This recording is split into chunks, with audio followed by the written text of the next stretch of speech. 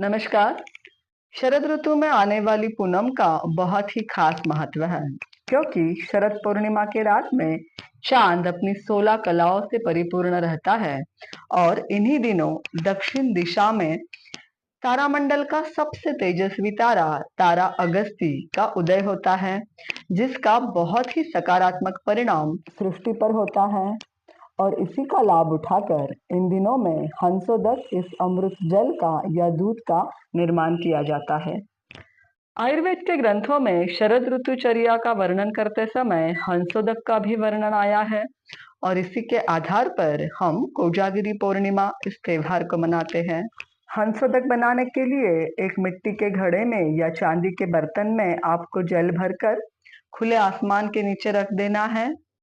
दिन में सूरज की स्वाभाविक किरणों से तपा हुआ और रात में चंद्रमा के शीतल किरणों से सुसेवित ये जल अगस्त्य तारे के उदय के कारण निर्दोष, निर्मल और पवित्र बन जाता है। इसके गुण अमृत के समान कहे गए हैं।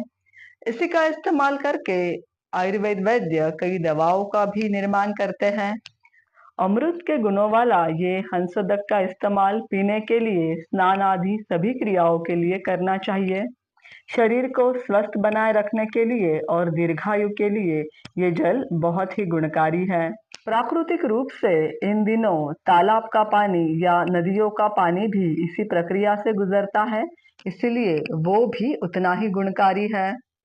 पर आज के समय में नदी या तालाब से स्वच्छ जल मिलना बहुत मुश्किल है, इसीलिए इसी तरह से बनाया गया हंसोदक या अमृत जल ज्यादा गुणकारी है।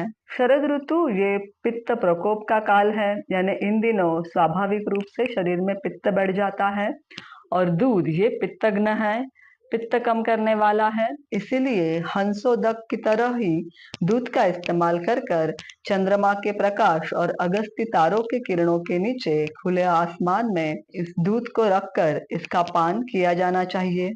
शरद ऋतु में रात्रि के पूर्व भाग में चंद्र किरणों का सेवन उत्तम माना गया है, इसलिए इस तरह की चांदनी रात में ज्यादा से ज्यादा समय रहकर चंद्रमा का प्रकाश और अगस्त्य तारे की किरणों का सेवन किया जाना चाहिए।